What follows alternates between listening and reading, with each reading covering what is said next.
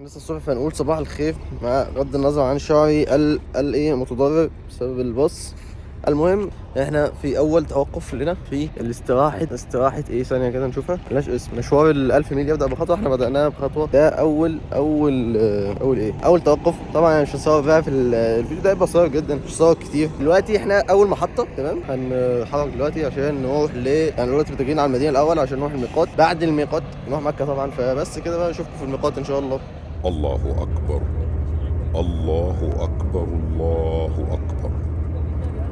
سبحان الذي سخر لنا هذا وما كنا له مقرنين وإنا إلى ربنا لمنقلبون. اللهم إنا نسألك في سفرنا هذا البر والتقوى ومن العمل ما ترضى. اللهم هون علينا سفرنا هذا واطو عنا بعده.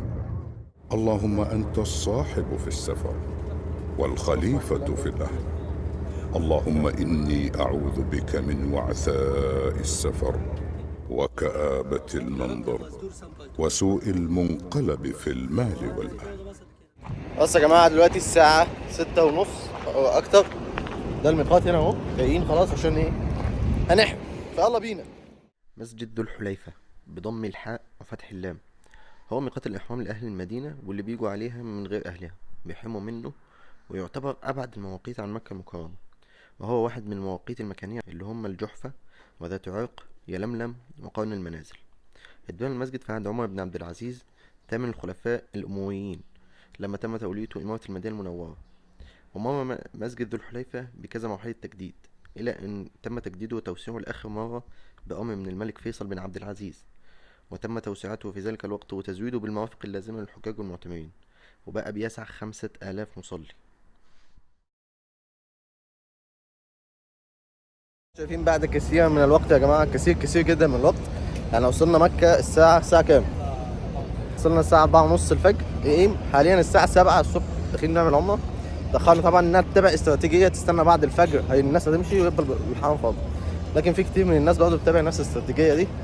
فاحنا ايه حاليا داخلين نعمل عمرة، نرجع لكم بعد العمرة احنا بنتحلل. وأتموا الحج والعمرة لله، فإن أحصرتم فما استيسر من الهدي، ولا تحلقوا رؤوسكم حتى يبلغ الهدي محله. فمن كان منكم مريضا أو به أذى من رأسه ففدية من صيام أو صدقة أو نسك.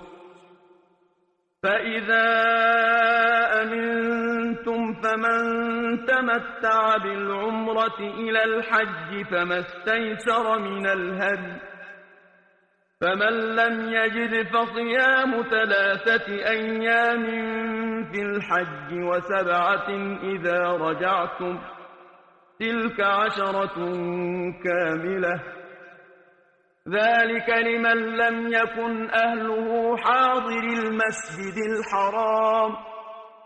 واتقوا الله واعلموا أن الله شديد العقاب. بسم الله الرحمن الرحيم. اللهم صل على سيدنا محمد. تعمل اليوم حلقة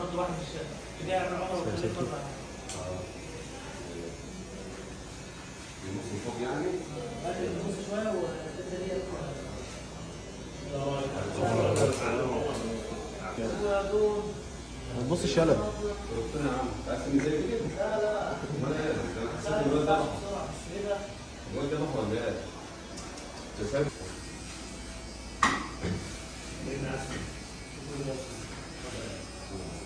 الظاهري عروستنا زي ما هو يعني.